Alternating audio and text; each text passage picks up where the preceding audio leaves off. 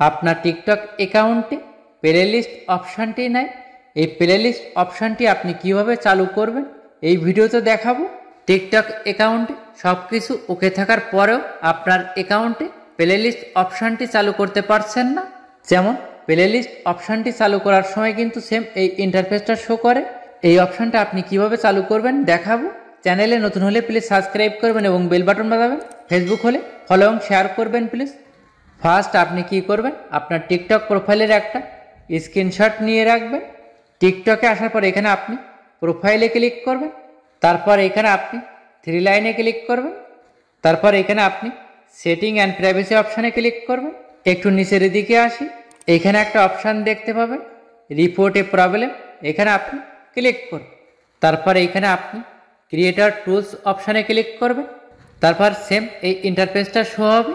কিছু কিছু অ্যাকাউন্টে আদার্সের নিচে ক্রিয়েটর প্লেলিস্ট অপশানটি পেয়ে যাবেন, তার নিচে আপনি আদার্স অপশান পেয়ে যাবেন, ওইখানে ক্লিক করবেন। আমি এইখানে এই আদার্স অপশানে ক্লিক করলাম। তারপর অডিয়েন্স কন্ট্রোলে ক্লিক করলাম। এইখানে আপনি ইয়েস এবং নো অপশানটা পেয়ে যাবেন, এখানে আপনি নো অপশানটাই সিলেক্ট করুন।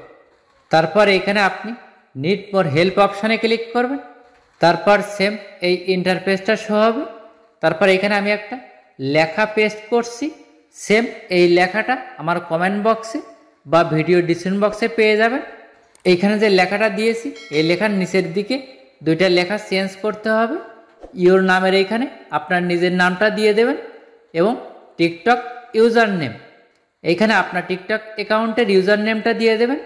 তারপর আপনি যে ছবিটা স্ক্রিনশট দিয়েছিলেন সেই ছবিটা কিন্তু এখানে আপলোড করতে হবে। আপনি এই ফটো আইকনে ক্লিক করুন। তারপর এখান থেকে আপনি ফটোটা সিলেক্ট করবেন। তারপর এখানে আপনি সাবমিট অপশানে ক্লিক করবেন।